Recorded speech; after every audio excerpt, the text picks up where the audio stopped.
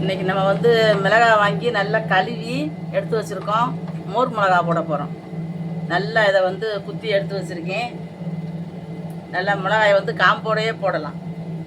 காம்பு இல்லாமல் போடணும்னு அவசியம் இல்லை. காம்போட போட்டால் நல்லாயிருக்கும். இதை வந்து இந்த மாதிரி ஊசி வச்சு குத்தி விட்டுக்கிறணும். கையில் குத்திடக்கூடாது, வழுக்கும். ஒரு தட்டில் வச்சு குத்தணும். இதெல்லாம் குத்திட்டேன். இப்போ உங்களுக்கு காட்டணுங்கிறதுக்காக நான் அப்படி குத்திக்கிட்டு இருக்கேன். நல்லா இந்த மாதிரி வந்து ஸ்பூன் வச்சு குத்தினோம்னா ஐடி ஸ்பூன் வச்சு நல்லா 8 ஓட்டை விழுந்துடும். இங்கிட்டு 4 அங்கிட்டு 4. அப்போ நம்ம தயிரில் நனைய போடும்போது நல்லாவே நனைஞ்சிடும். கையில் குத்திடக்கூடாது.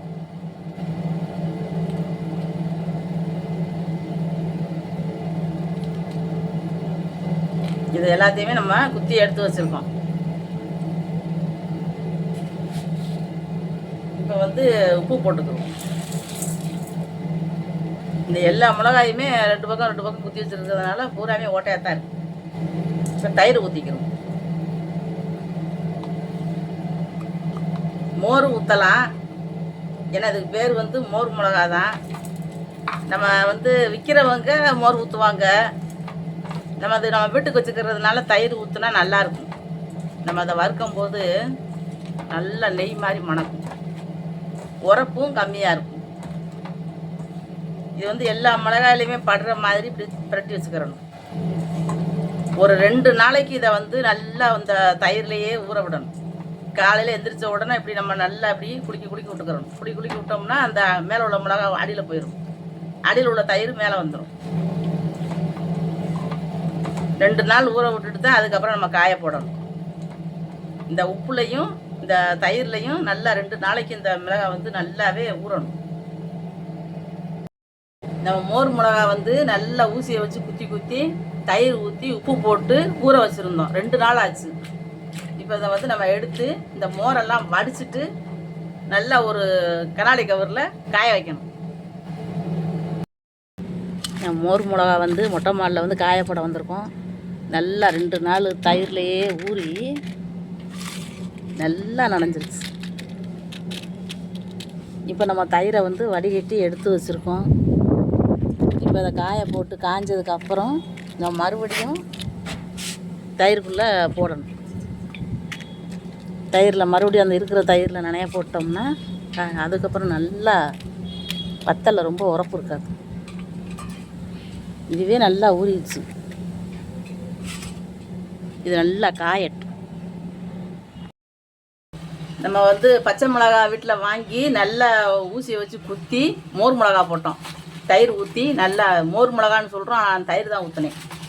3/4 கிலோ பச்சை மிளகா போட்டதுக்கு இவ்வளோ தான் வத்தல் வந்துருக்கு. ஒரு 1/4 கிலோ தான் இருக்கும். நல்லா மொறுன்னு காய்ஞ்சிருக்கு. நல்லா வெயிலில் காய போட்டு எடுத்துருக்கோம். இங்கே மாவாக போகுது. இப்போ நம்ம எல்லா வத்தலையும் உடச்சி காட்டினோம்னா அவ்வளோதான். இப்போ வந்து நம்ம பழைய கஞ்சிக்கெலாம் தயிர் சாதம் பழைய கஞ்சிக்கெலாம் அந்த மாதிரி வத்தலை வறுத்து அழகாக சாப்பிடலாம். அப்படியே நெய்யில் வறுத்த மாதிரி மணக்கும். தயிரில் நம்ம ஊற போட்டதுனால உப்பு போட்டு தயிர் ஊற்றி பச்சை மிளகாயை நல்லா ஓட்டையாக குத்தி அதில் போட்டு நம்ம நல்லா வெயிலில் 1 வாரம் காய வச்சு எடுத்துருக்கோம். அதான் நல்லா மொறுன்னு இருக்கும். இப்போ வந்து வறுப்போம். நம்ம பாத்திரத்தில் எண்ணெய் ஊற்றி வச்சுருக்கோம். கொஞ்சம் வத்தலை போடணும். ரொம்ப எண்ணெய் காஞ்சிடக்கூடாது. ரொம்ப எண்ணெய் காஞ்சிட்டாலும் வத்தல் வந்து கருக ஆரம்பிச்சிடும். அதனால நம்ம கொஞ்சம் எண்ணெய் நிறையா ஊற்றி வச்சு எண்ணெய் ரொம்ப காய்கிறதுக்குள்ளே நம்ம போட்டு எடுத்துடணும். இந்த மாதிரி இருக்கிற மாதிரி அடுப்பை வந்து குறைச்சி வச்சுக்கிறணும்.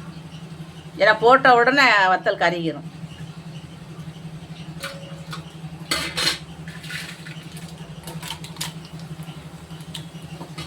இதில் வந்து கத்திரி வத்தல், முதுக்க வத்தல், சுண்டை வத்தல் இதெல்லாம் போட்டு நம்ம அப்படி வறுத்து அழகாக நம்ம பழைய சோறு சாப்பிட்லாம். நம்ம வீட்டில் போட்டதுனால கல் மண் எதுவும் இருக்காது. சில இது நம்ம கடையில் வாங்கினோம்னா மண் இருக்கும். நெருக்குன்னு மண்ணாக இருக்கும். அது நம்ம வீட்டிலையே போட்டு வச்சுக்கிட்டோம்னா ரொம்ப நல்லாயிருக்கும்.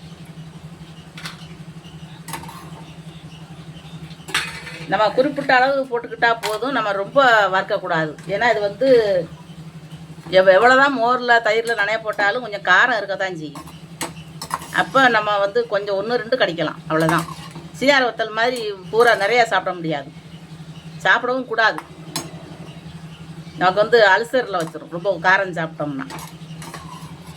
இப்போ நம்ம அடுப்பை ஆஃப் பண்ணிடுவோம். பொரிச்சாச்சு.